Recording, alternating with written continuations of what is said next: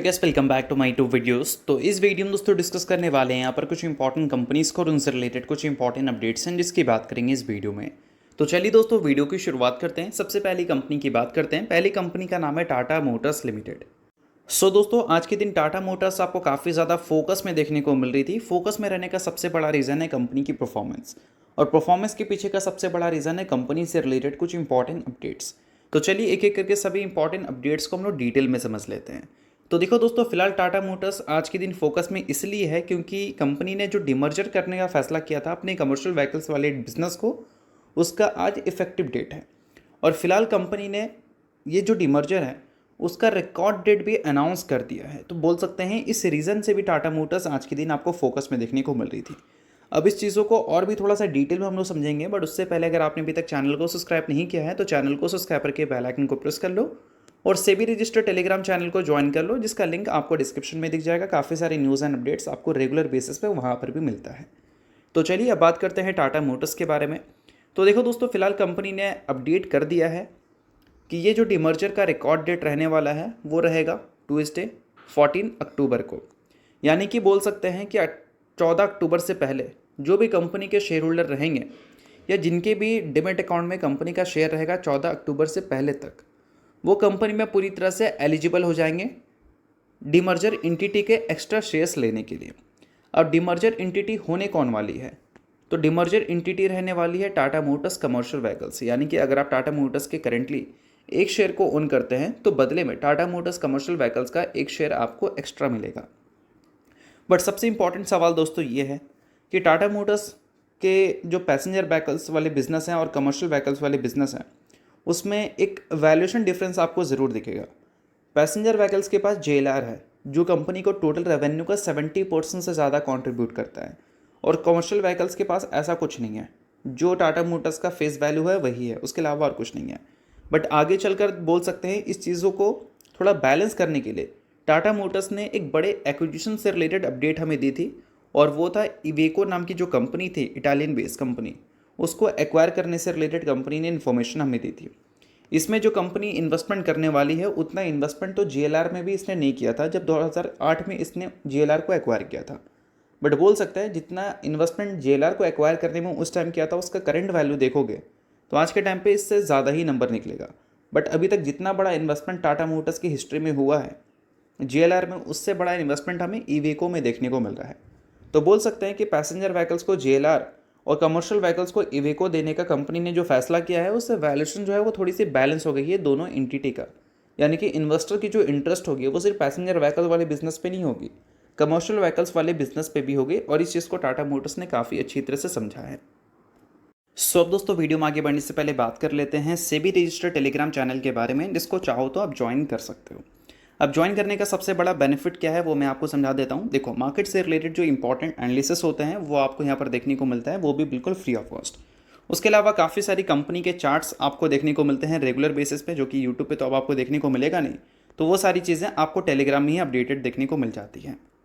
और इसके अलावा दोस्तों सेबी रजिस्टर्ड टेलीग्राम चैनल है तो यहाँ पर आपको काफ़ी सारे कॉल्स वगैरह भी देखने को मिलते हैं, जिसका भी बेनिफिट आप ले सकते हैं। पास्ट में जो कॉल्स वगैरह यहाँ पर देखने को मिले थे उसकी परफॉर्मेंस भी हमें काफ़ी अच्छी देखने को मिली थी, जिसको आप चाहो तो नोट डाउन कर सकते हैं। और साथ में दोस्तों यहाँ पर लाइव आकर जो भी आपके डाउट्स इंक्वायरीज हैं वो भी क्लियर किया जाता है। तो लिंक इसका आपको डिस्क्रिप्शन में देखने को मिल जाएगा। लिंक के थ्रू जाकर आप सेबी रजिस्टर्ड टेलीग्राम चैनल को ज्वाइन कर लेना। और इसके अलावा दोस्तों टाटा मोटर्स की तरफ से एक और अपडेट हमें देखने को मिल रही थी। अपडेट यहाँ पर यह है कि टाटा मोटर्स ने 120 करोड़ रुपए इन्वेस्ट करने का फैसला किया है फ्रेट टाइगर में। अब इससे कंपनी करेगी क्या? तो AI led logistic transformation basically company handle करेगी। तो बेशक इन सारी चीज़ों को लेकर ये 120 करोड़ की इन्वेस्टमेंट हमें दिख रही है बिजनेस पॉइंट ऑफ व्यू से। और दोस्तों आफ्टर डिमर्जर जो कंपनी के क्वार्टरली रिजल्ट हमें देखने को मिलेंगे वो अब हमें दो देखने को मिलेंगे, एक कमर्शियल व्हीकल्स का होगा और एक पैसेंजर व्हीकल्स का होगा। तो Q2 के जो रिजल्ट हैं वो बोल सकते हैं साथ में ही देखने को मिलेगा, बट Q3 से दो सेपरेट एंटिटी बन जाएगा। तो इसका मतलब ये है कि Q3 के जो नंबर्स होंगे टाटा मोटर्स के दो आएंगे, एक पैसेंजर व्हीकल्स के आएंगे और एक कमर्शियल व्हीकल्स के आएंगे। तो इन सारी चीज़ों को आप समझ लेना ताकि आप इन फ्यूचर कंफ्यूज ना हो कि दो रिजल्ट हमें क्यों देखने को मिल रहे हैं। तो चलिए इसके अलावा बात करते हैं अब अगली कंपनी के बारे में, जिसका नाम है दोस्तों FCL यानी कि फिनोटेक्स केमिकल लिमिटेड। अभी रिसेंटली ये कंपनी आपको काफ़ी ज़्यादा फोकस में रहती हुई देखने को मिली थी। इसके पीछे का सबसे बड़ा रीज़न है डिविडेंड, बोनस और स्प्लिट। कंपनी ने अपने फेस वैल्यू का 40% डिविडेंड देने का फैसला किया है, जिसको अगर हम रुपीज़ में देखें तो 0.8 रुपीज़ वो बनता है पर इक्विटी शेयर। और अगर हम पैसे की बात करें तो बोल सकते हैं 80 पैसे पर इक्विटी शेयर। उसके अलावा दोस्तों कंपनी ने बोनस और स्प्लिट से रिलेटेड जो अपडेट दी है वो भी मैं बता देता हूँ आपको। स्प्लिट का रेशो हमें देखने को मिलता है 1:2, यानी कि एक के बदले कंपनी 2 इक्विटी शेयर दे रही है। और उसके अलावा बोनस की अगर हम बात करें तो कंपनी 4:1 के रेशो में बोनस दे रही है, यानी कि हर एक शेयर के बदले कंपनी 4 इक्विटी शेयर देगी बोनस के तौर पर। सो अगर आप फिनोटेक्स केमिकल के शेयर होल्डर हैं तो इन सारी चीज़ों को आप नोट कर सकते हैं। बाकी शेयर होल्डर अगर आप नहीं हैं तो आप इग्नोर भी कर सकते हैं।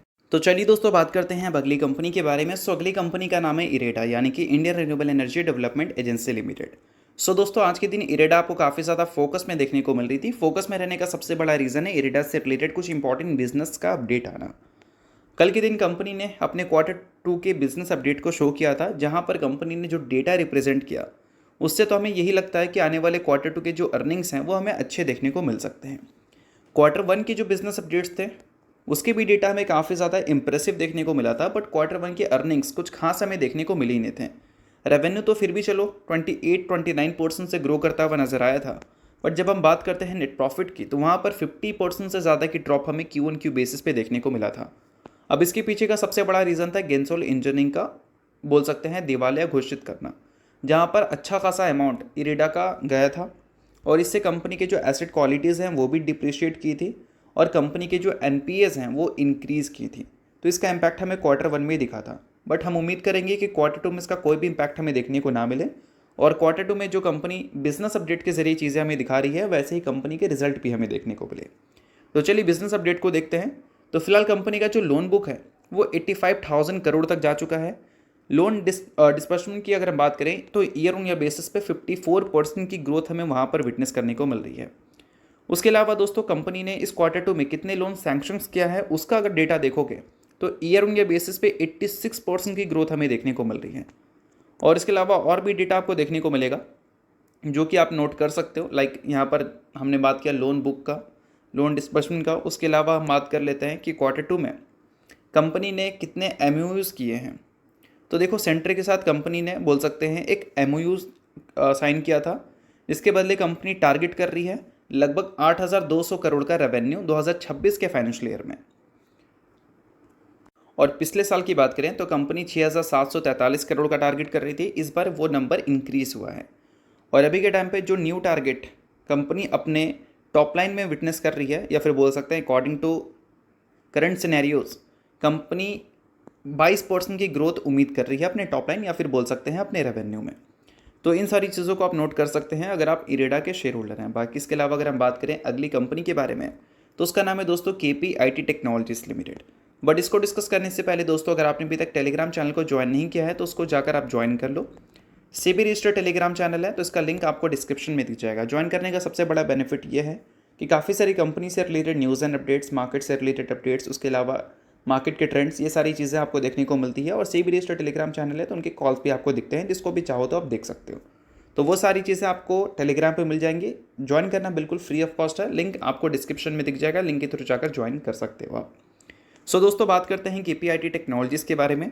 सो कल के दिन KPIT टेक्नोलॉजीज़ तो भाई ज़बरदस्त फोकस में देखने को मिली थी, क्योंकि अगर पिछले एक साल की बात करें तो पिछले एक साल की हिस्ट्री में इतना बड़ा फॉल हमें देखने को नहीं मिला था KPIT टेक्नोलॉजी में, जितना बड़ा फॉल हमें कल के दिन देखने को मिली थी।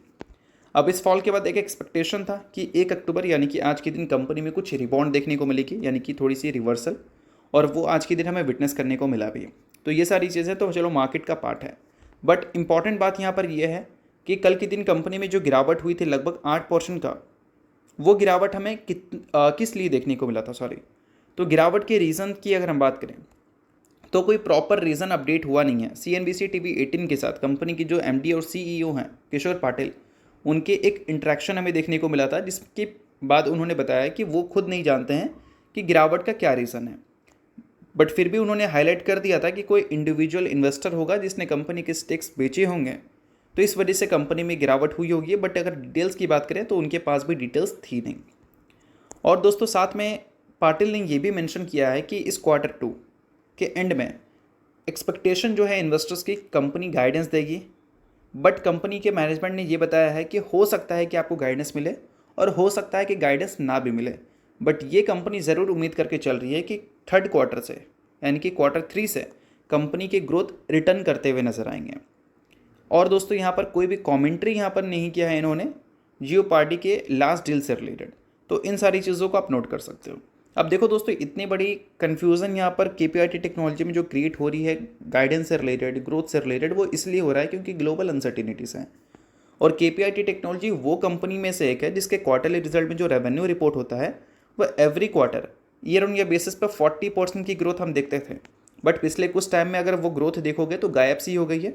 आप देख लो यहाँ पर 56% की ग्रोथ, 60% की ग्रोथ, 61% की ग्रोथ, लगभग 40% के आसपास की ग्रोथ। बट उसके बाद नंबर जो है वो लगातार स्लो होते हुए दिखे हैं। लास्ट क्वार्टर में लगभग 12.5% की ग्रोथ कंपनी ने दिखाया था, जो कि पहले के मुकाबले तो काफ़ी कम है। और इन सारी चीज़ों की वजह से ही बोल सकते हैं कि 52 वीक हाई से कंपनी अच्छा खासा नीचे है, क्योंकि ग्रोथ कंसर्न है और मैनेजमेंट की तरफ से भी कोई प्रॉपर कमेंट्री तो दिख नहीं रही है। तो इन सारी चीज़ों की वजह से ही बोल सकते हैं बीच बीच में KPIT की जो परफॉर्मेंस है वो हमें वीक देखने को मिलता है। बाकी जितनी भी चीज़ें हैं वो सिर्फ एजुकेशन पर्पज़ के लिए, तो इसको किसी भी तरह का रिकमेंडेशन मत समझना। तो चलिए दोस्तों, ये वीडियो यहीं तक था। आपको करता हूँ वीडियो आपको अच्छा लगा होगा, लाइक कीजिए, परिवार सब्सक्राइब कीजिए। वीडियो के लिए बहुत बहुत शुक्रिया।